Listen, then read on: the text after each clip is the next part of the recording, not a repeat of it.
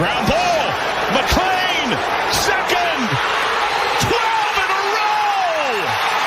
The oldest team in professional baseball has its 5th ever winning streak of a dozen straight.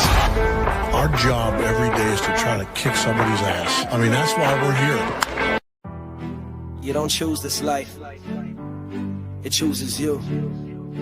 Cincinnati Reds, heartbreaking hope in one jersey. Let's talk about it. Every April starts fresh, we believe again. Young guns on the rise, feeling hope in the win. But by June we slipping, watch the season decay. And by August I'm just praying we don't fade away. They say next year, man I've heard that for life. Like a broken record echoing through Queen City nights. They trade our stars, keep pinching those dimes. Rebuild on repeat like it's stuck in rewind. Still I show up, red hat on my dome. Walking in the GABP like it's my home. Even when they lose, I ain't losing my soul. Cause this team, this pain, it's what makes me whole. Yeah, it sucks to be a Reds fan, I won't lie. But I stay loyal even when the hope runs dry. From Donovato, from Melly to McClain, I'll be in that crowd, singing through the rain. You can laugh, you can joke, you can call us cursed, but I wear that red proud, for better or worse. I don't switch, I don't quit, I don't hang my head. Cause I'm red, till I'm dead, red till I'm dead. Griffey and center, that sweet left swing. Back when the city thought we might win a ring. Now it's budget ball, cut corners, trim hope, selling dreams every season like it's part of the joke. But this ain't just baseball, it's bloodline deep. My granddad wore red, now it's passed down to me. Through the highs, through the lows, we still in the fight. We don't chase easy, we built for night. I seen Hart breaking 9 innings flat. I seen a no-hitter wasted, yeah, imagine that. But we keep riding, we don't turn away. Since he faithful, stay loud, even when sky's gray. Yeah, it sucks to be a Reds fan, that's real. But I'd rather hurt with pride than fake what I feel. They don't get it, this pain, this pride is the reason we show up even when dreams die. Laugh now, we'll rise when it's least expected. Cause loyalty like this can't be neglected. I don't switch, I don't quit, I don't hang my head. Cause I'm red, till I'm dead, red till I'm dead.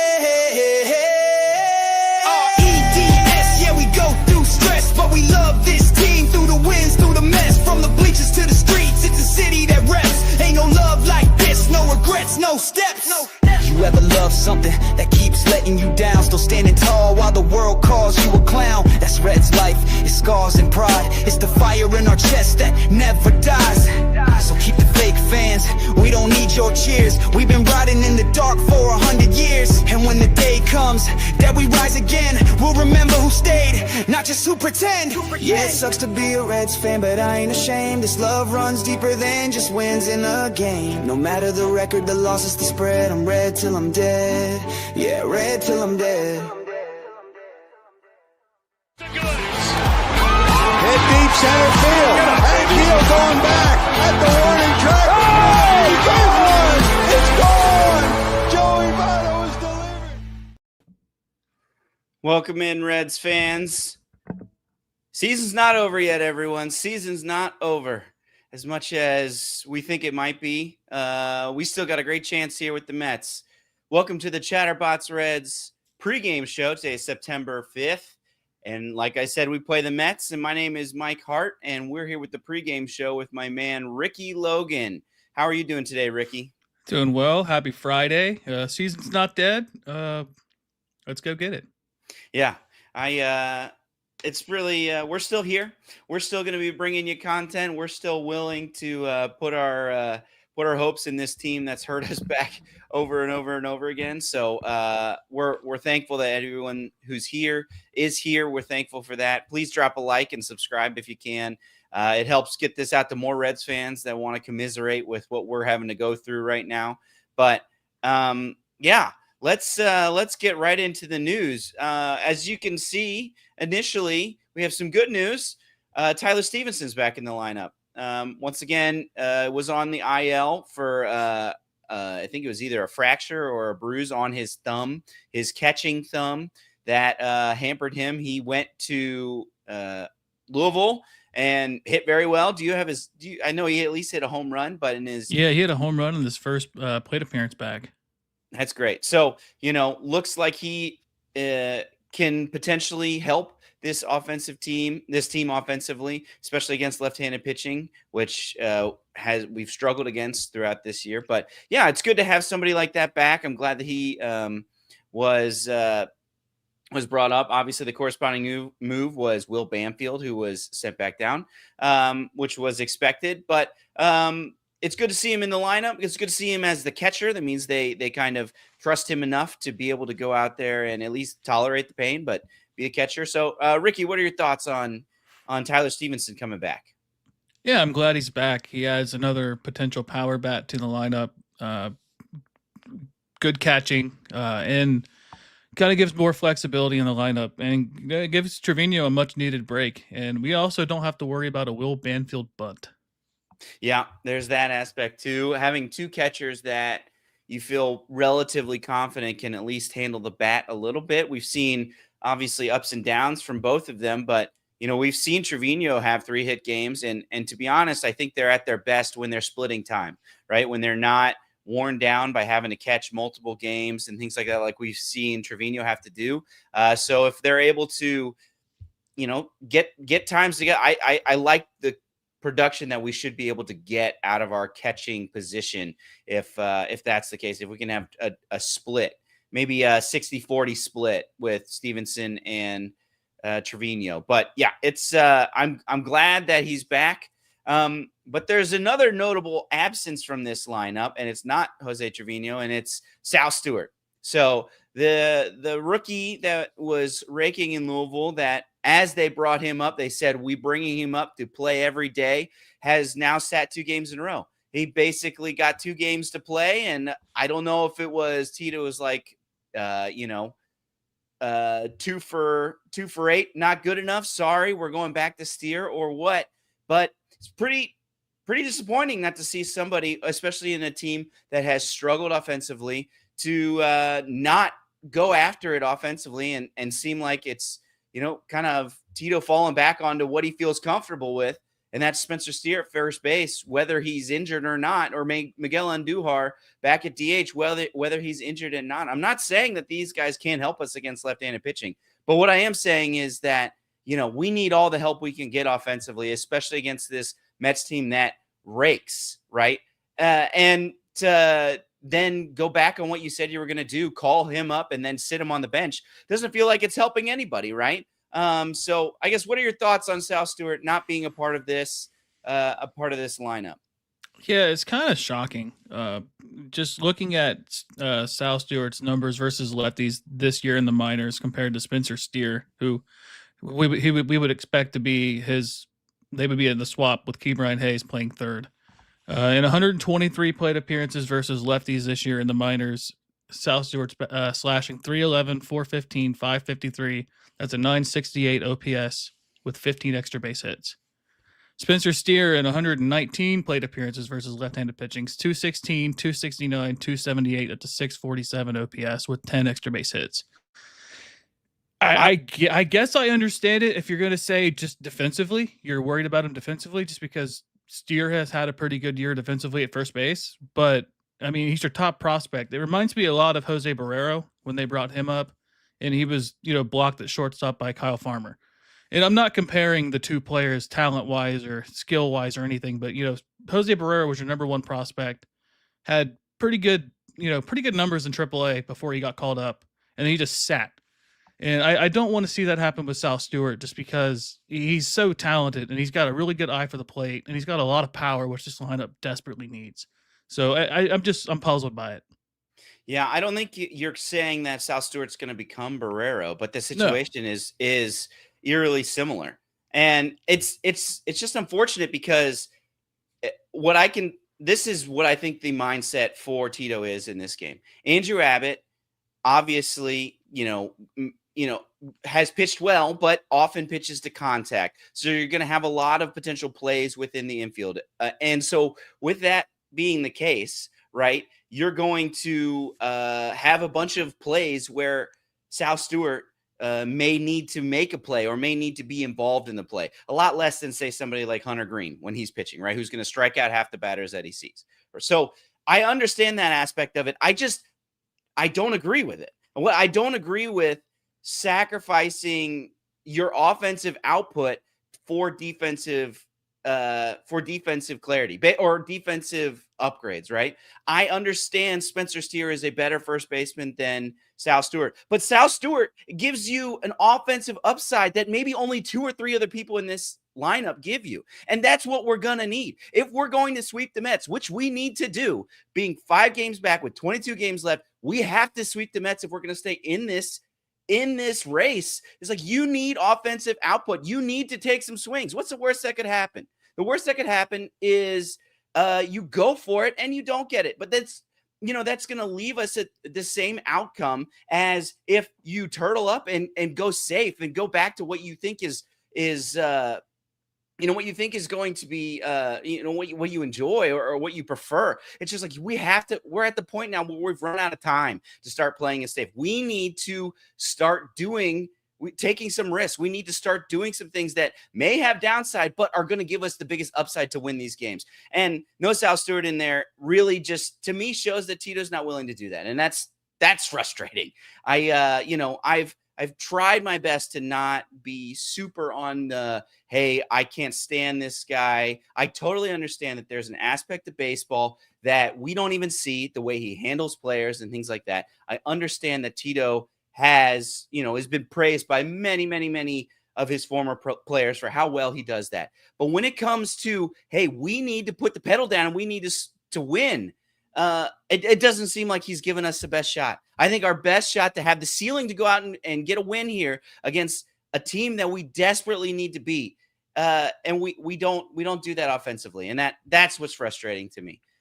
Ricky, I don't know if you have thoughts on this as well. I just really wish that we could, we bring this guy up and say that we're going to play him and then we don't play him. I don't know. Like I don't understand why we're doing that.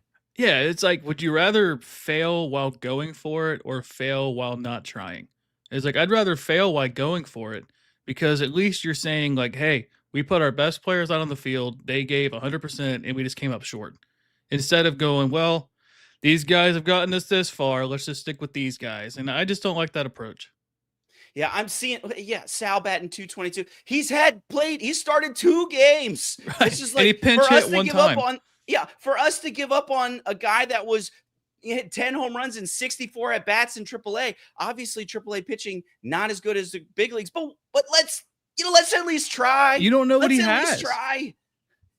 This team is desperately needing power. The Mets hit home runs. I think they might have broken their team record for most home runs hit in a month in August. These guys hit the ball out of the ballpark. We are going to need to do that as well. And I understand that, maybe Sal isn't the savior, but why not try? Instead, we're going to play Spencer Steer, who is still battling an injury and hasn't been, we kind of know what his upside is. I don't hate Spencer Steer. I don't want people to think that I dislike Spencer Steer. I just think the upside with Sal Stewart, we're at the point where we got to start hitting. We got to start hitting at the blackjack table when we wouldn't normally be doing that, because it's just, we have to win. It's like we don't have any more. We just didn't quite have it today. We have to win every single one of these games. So anyway, I don't. That's my thoughts on it. We just need to. In my opinion, putting the best upside in the lineup for a series like this is where we have to go. And obviously, Tito disagrees. Yeah, you couldn't say it better myself.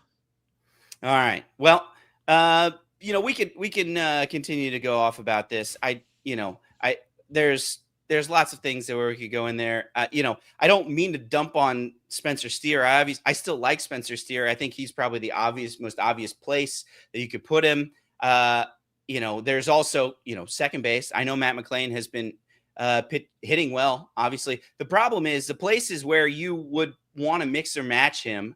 Third base, Brian Hayes, he's been arguably your hottest hitter behind Noelvi Marte. Matt McClain, he's actually been hitting pretty well the past couple days. Then there's, Austin Hayes. Maybe you move in Duhar to left field or Spencer Steer to left field, and then you play Sal Stewart at the DH. So these are all spots where you could play Sal Stewart, but taking Austin Hayes out and Duhar out is, we've been able to, they're all hitting well right now. So I understand why it's tough. And Spencer Steer, he can go out there and prove me wrong and go hit a home run and make a great scoop at first base. But I think that we should be going for some upside here.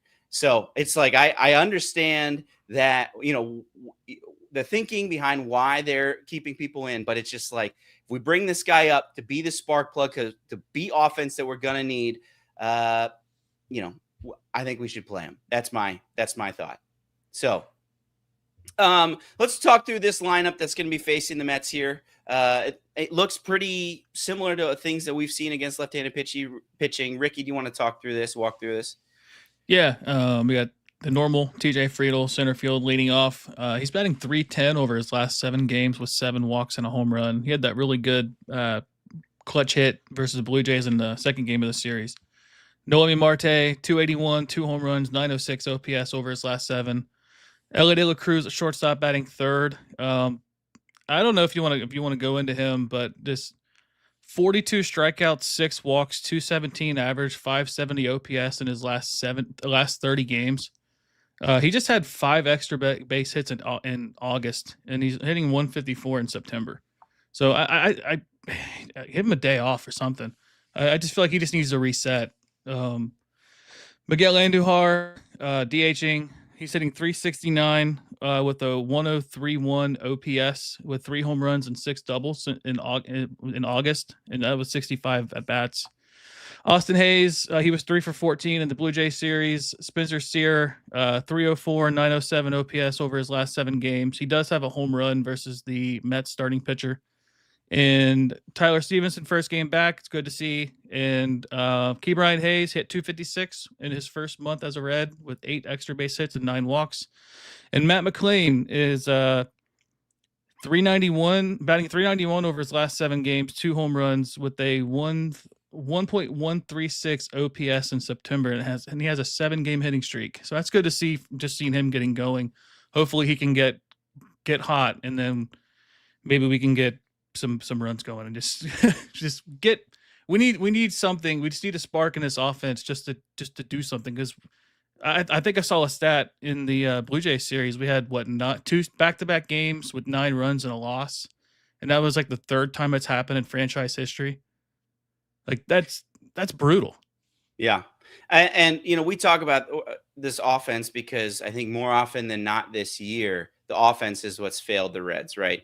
It's, whether it's a string of 1-0 losses, whether it was the countless number of games where the pitching gave you the right amount, 3 runs, and then we couldn't score. So I think that's part of the reason why. You're right. The offense has has hit pretty well, especially against the Blue Jays, and the pitching failed us. So unfortunately, I think we're going to need all of it in this series, right? The Mets, they hit pretty well. So even with, I think we got Abbott, Singer, who's been good lately, and then potentially Hunter Green on Sunday. Even with those guys, this is a very good lineup, and they're going to score some runs, and this offense is going to have to capitulate because, if we're going to need to do it, we're going to need to get in there, get in on their starters. They have a couple young guys that are going to be going the next 2 days, and we're going to have to, just fire at all cylinders of the, of the team, because, 5 games out does feel like maybe it is over. But you can get right back into it if you do something here. Now, if you lose this series against the Mets, I feel okay feeling like, this is over. And then we're at the point where it's just like, all right, let's just see what we got. Let's bring up CES. Let's bring up Will Benson. Let's bring up Sal Stewart, Reese Hines, and just let these guys play. See who's got something by the end of the year.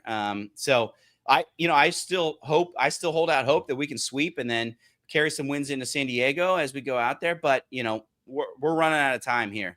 And when you're running out of time, though, the guy that you want on the mound, or that has been kind of the rock this year, has been Andrew Abbott.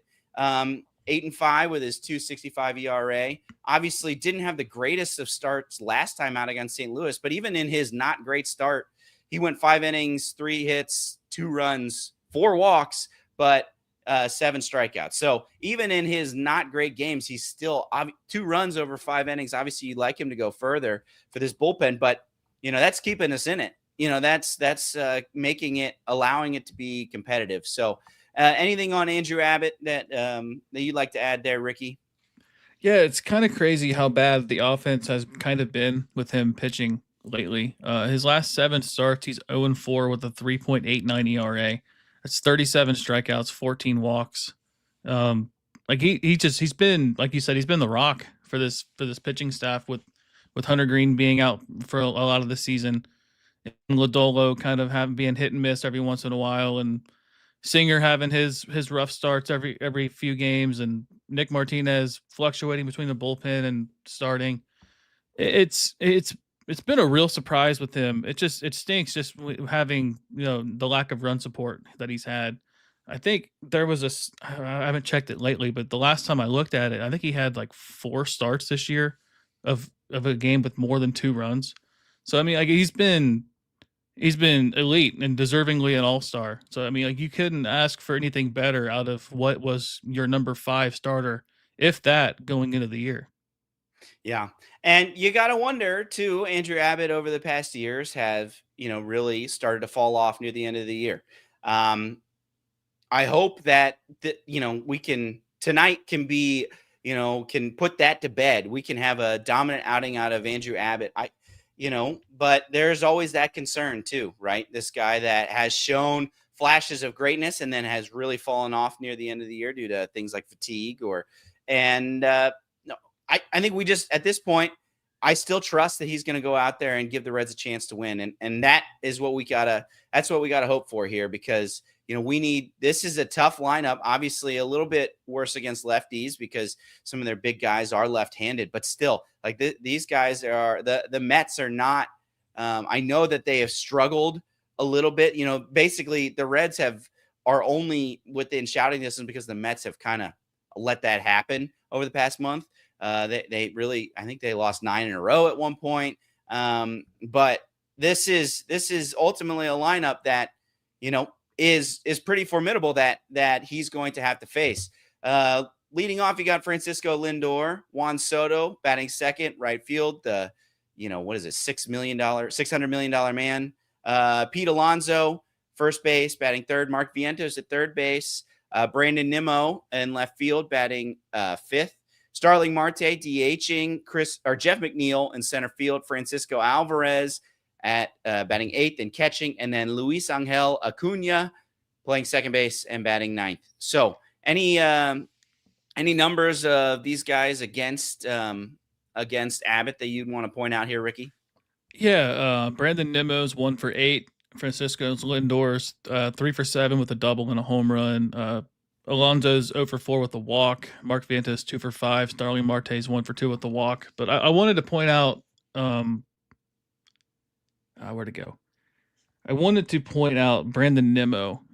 He's on a 10-game hitting streak currently. He's hitting 393, 435, 571 with 2 home runs over his last 15 games. If I remember right, I think he was supposed to have been the trade piece for the Jay Bruce trade, and they ended up backing out, and we ended up getting I forget who we got from him, but it wasn't him. But yeah, I mean he's been a really good player for them. Pete Alonso 375, 394, 813. That's a 1.207 OPS over his last 7 games with 4 home runs. So I mean, they got a lot of power in this lineup. Like you said, they had a lot of home runs last month, even though they did go 11-17. Like the way their month went, we should have leapfrogged them in the wild card standings. We just failed to do it. Yeah. You read these stats and it's just like you can totally see Pete Alonso hitting a opposite field line drive that sneaks out of Great American Ballpark, and you can totally see a couple wall scrapers, or even it's just like these guys are going to hit the ball out of the ballpark, and we're going to need offense to counteract that, even against even with Andrew Abbott on the bump. One thing to note though, in in fact, David Peterson and Andrew Abbott actually faced each other in the Mets series last time. It was on 7/20. The Mets ended up winning that game. That was the one of the 3 games that the Mets did win. But Andrew Abbott went 6 innings, 6 hits, 2 runs, 1 walk, 5 strikeouts. And you mentioned the success that Lindor and Soto have against him, right? And in that game, both Lindor and Soto were 0 for 3 against Abbott. So he was able to handle those guys at the top of the lineup in his last start. I think he's going to need to do that because those guys are really just going to cause havoc, especially if I want to keep them off base with Pete Alonso coming up next. So I know Lindor, I think, was in the middle of his 0 for 20 streak. I think that included the entire Reds series. Yeah. So like that helped us out. I mean, part of that is the Reds pitching, right? The Reds pitching, but also part of that was a dude that was just struggling, just really struggling. It's like, a star shortstop can struggle for a bit and they can get out of it, which, I know Reds fans don't love what's happening with Elly De La Cruz, but there's examples of very good shortstops that can really go through it and then come out of it and begin to produce again. So, but yeah, this is going to be tough. This is not an easy task. We have not put ourselves in a good spot. We need to win all 3 games against these Mets, and these Mets come in absolutely raking. And, David Peterson, right? 8-5 with a 3.61 ERA. And in that start against the Reds, he went 6 innings, 4 hits, 1 run, 1 walk, 4 strikeouts. So, he's shown success this year against the Reds. And, he's left-handed, which we've struggled against. I know this was pre-Andujar that we had, but man, we're gonna need to play great baseball if we're gonna do it, because the numbers don't seem to be stacked for us tonight. Yeah, hopefully we get the last start Peterson had when he faced Miami. 2 innings, 8 hits, 8 earned runs, 3 walks, and a strikeout. Active Reds versus Peterson is 16 for 57. That's a 281 batting average. Ke'Bryan Hayes, 4 for 9, a double, 2 walks. TJ Friedl, 1 for 6 with a walk. Spencer Steer, 1 for 6 with a home run and 2 doubles. Miguel Andujar is 2 for 7 with a double and a walk. Tyler Stephenson's 2 for 7. Austin Hayes, 0 for 4. Matt McLean, 1 for 3. Noelvi Marte's 2 for 5. So there's some numbers against him. I think Elly De La Cruz was 0 for 4, but I'm not concerned about Elly long term. I'm just concerned about him this season. I think he's in his head. I think he's had a lot of things happen this year outside of baseball with his sister and everything. And granted, he came back and he played, but I think struggling can get in your head. And I just think he just needs a day, maybe even 2 days, just to reset, get his head clear. Then maybe he can finish this season strong and really carry us. Yeah, to me, he looks like somebody's pressing, right? He's trying too hard to try to get out of this. You see that with the throwing errors. You see that with, some of his just, how he's been at the plate. And I just would like him to get back to being that free and go lucky Elly, the guy that's running, the guy that's hitting the ball super hard out of the ballpark. He hasn't homered in like over a month, I think. And so it's, I just want him to get back to that. I know. And frankly, maybe you're right. I know it's a big thing for him to want to play all 162, but maybe we're at a point where they need to say, hey, if you're going to be effective for this team, we're going to need to have some games where you aren't, where you're taking a rest, or at least a few games where he's DHing. We saw them do that. So I don't know. I'd like to see more of that, if we fall out of the race. I doubt they'll do that, right? If we fall out of the race, it's not going to matter. But I think Elly still has it in him. He's just been disappointing as a guy who's pressing, and I'd like him to just kind of relax and chill out. So hopefully we'll be able to get some of that tonight. I'd love to see an Elly bomb. He hasn't hit a home run since throughout all of August. So I'd love to be able to see that type of thing. Let's talk a little bit about our pitching path to victory. One more thing to note. David Peterson's last start was against the Miami Marlins. He only went 2 innings, 8 hits, 8 earned runs, 3 walks, and a strikeout. So, Reds can drop 8 earned runs on him. I'd sure like that. That'd be a great way to be able to start off this series. Both teams had the day off, so bullpens are rested. Pagan and Santillan obviously are rested. We talked about not using them in the end of that Toronto series, and so they seem to be full go for whenever is needed. And then obviously the Mets, Diaz, Rogers, and Raley, those are kind of their setup guys. And obviously Edwin Diaz, their closer, is, fully rested as well. So the bullpens, we'll talk about that a little bit later in my what to watch for, but bullpens, I think, are probably going to play a role, whether it's good or bad in this series, just because of how these two teams kind of shape up. So, we got rest, and hopefully we'll be able to get some solid innings out of the guys that we're really counting on.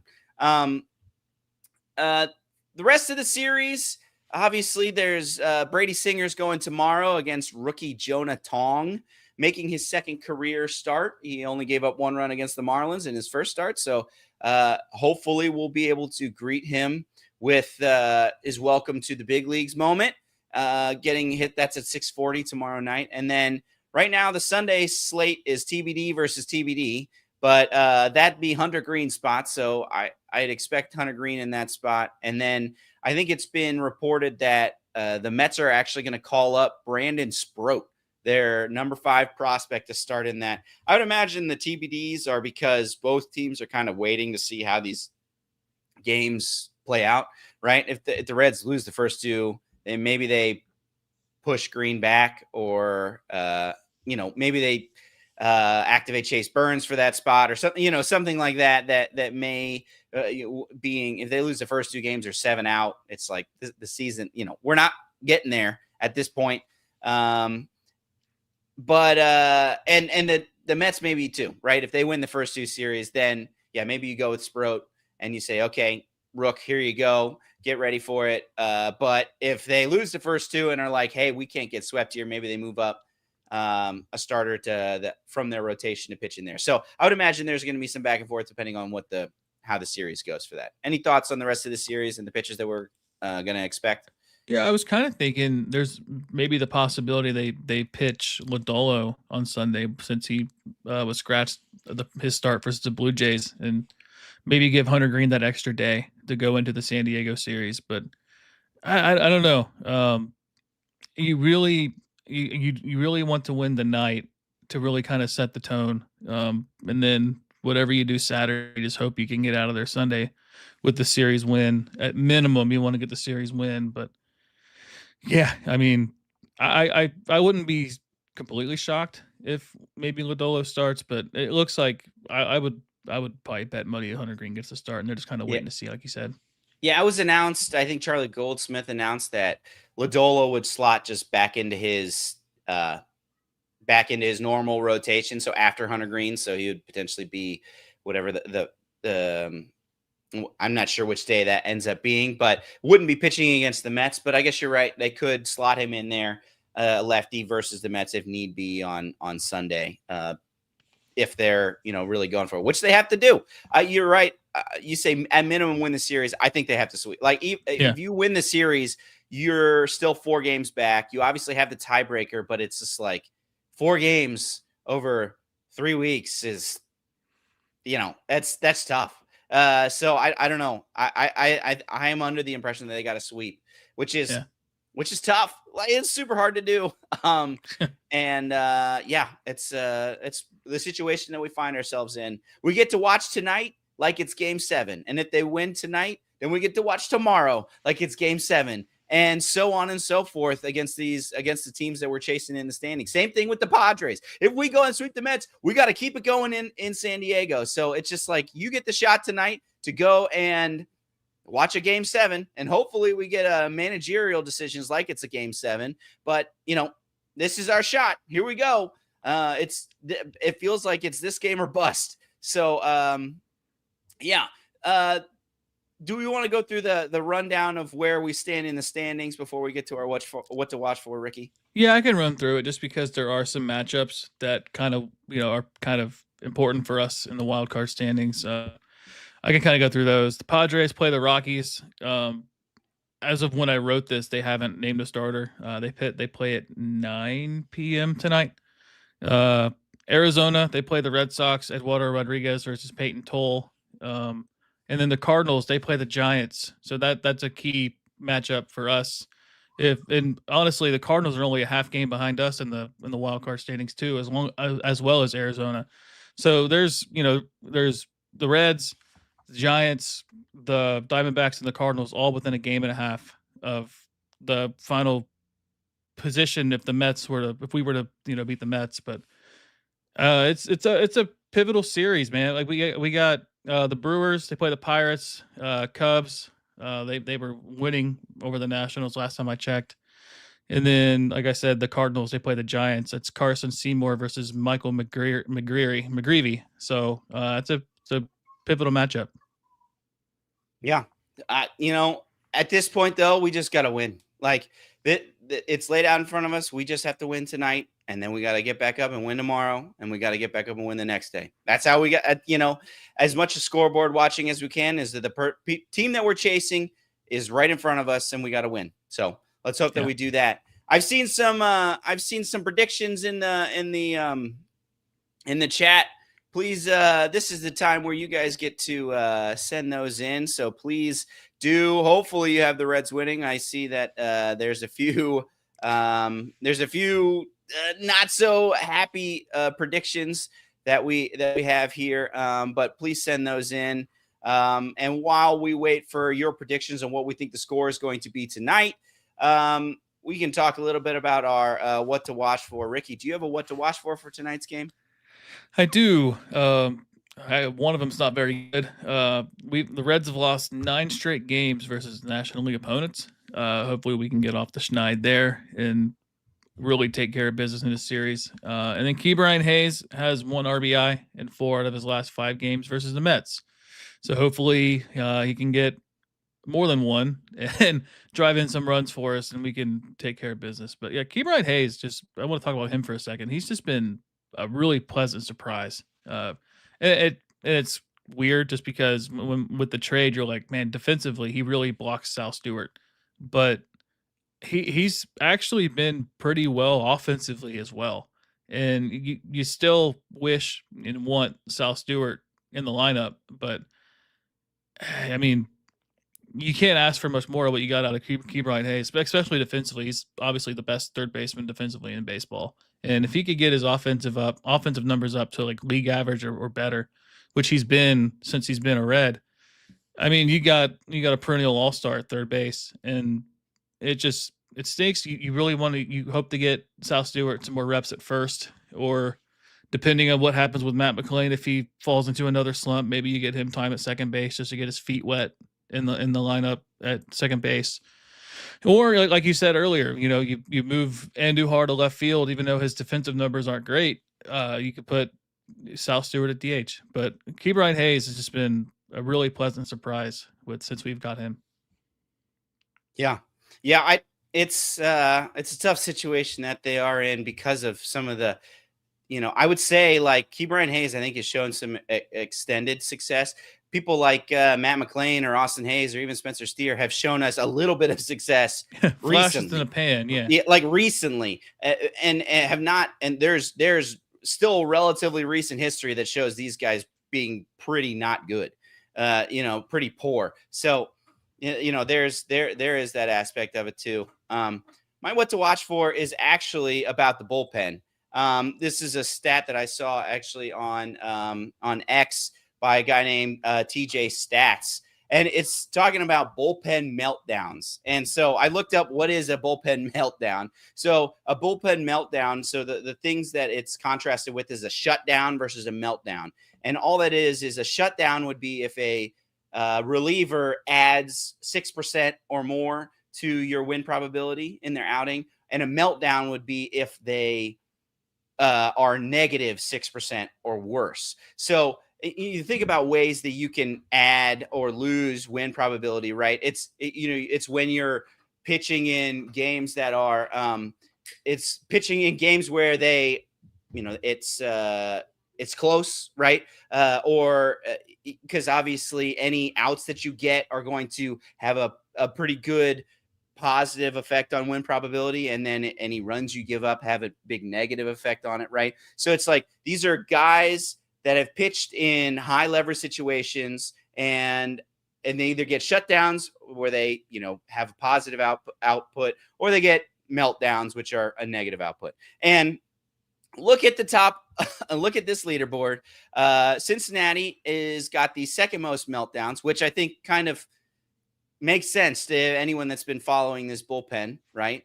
And then only to be outdone by the team we play tonight, the New York Mets. I have a big breakdown of how all that, which players have been good and bad for each team that we're not going to go to because we're already going long. But I guess all this to say, this bullpen I think is going to matter. Both bullpens have shown propensity to blow leads, and they're going to need to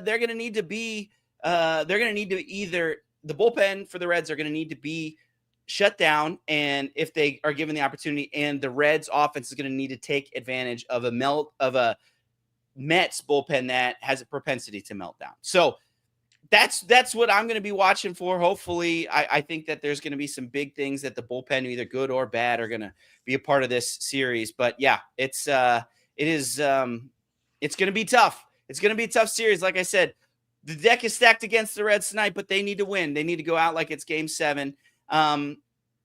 So please like the stream. We have some comments before we give our predictions. We have WTI Trader says Mets 10-3 tonight. Hope that's not the case, but I think that will pretty well put the season to bed if that's the case. Retired US Vet says Reds lose 4-1 in 10 innings. Can't drive in the ghost runner. Yeah, that's not great. I hope that doesn't happen either. Optimistic John, not living up to his name. 7-2 Reds. Sorry, no feelings. Yeah, it's pretty hard for Reds fans to feel good about what the Reds have shown them over the past couple weeks. If the Reds have to sweep, it's going to be 9-8 Reds. This is according to Carey. 4-3 Reds, and then 5-1 Reds. That I can get behind. I get behind Carey here. I'd love to see that. It'd be some very fun games that would all result in Reds wins. I'd sure like that a lot. Nick Holmes has 8-4 Mets. Don't love that, but I think you can kind of see where the fan base's head is at right now. Not much faith in this Reds team at the moment. And then 4-2 Mets from Boofa from. I'm just going to say it from Boof over here. Yeah. Boofaloompa. All right, Ricky, what's your prediction for tonight? All right. So I kind of see Carey's point. That's going to be a higher scoring game, I think. But I think it's going to be, I don't know. I think it's going to be, Abbott's going to have a really strong outing. I think he's going to give up 2 runs over 6 innings. But I think your meltdown stat is going to play into part here. And I think going into the 7th is going to be 6-4 Reds, and then going into the 9th, we're going to have a walk-off single up the middle by, I'm going to say, Noelvi Marte again, just because he's been clutch. And we're going to win this game 8-7 in 9, bottom of the 9th. Oh, man. That'd be great. I'm on the post-game show with Craig, so we'll be jumping up and down if Noelvi Marte saves the season again. So I would love that. I think the Reds are going to get to David Peterson. I think the Reds are going to come out swinging, and I think they're going to go up early, and the Mets are the kind of team, unlike the Blue Jays, that I think are just going to kind of fold. They're going to just say, all right, we'll live to play another day. I think they're winning like 8-1 or something like that. The fan base will be back in, ready to go for this. I still don't have a lot of hope that we're making the playoffs, but I think we get it done today with a big offensive outburst and then a shutdown performance by Andrew Abbott. So that's mine, 8-1. So like I said earlier, thank you all for being here with us.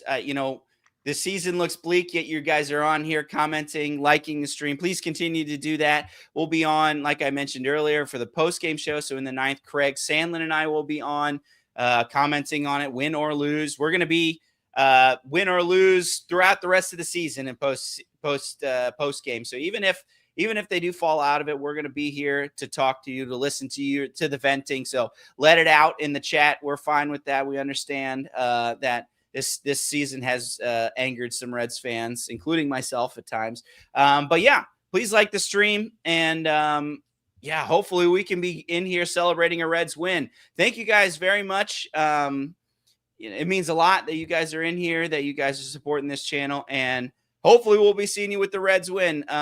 Ricky, before we go, we need the all important go Reds. Hit it with me. Hit it for me, Ricky. Let's go Reds.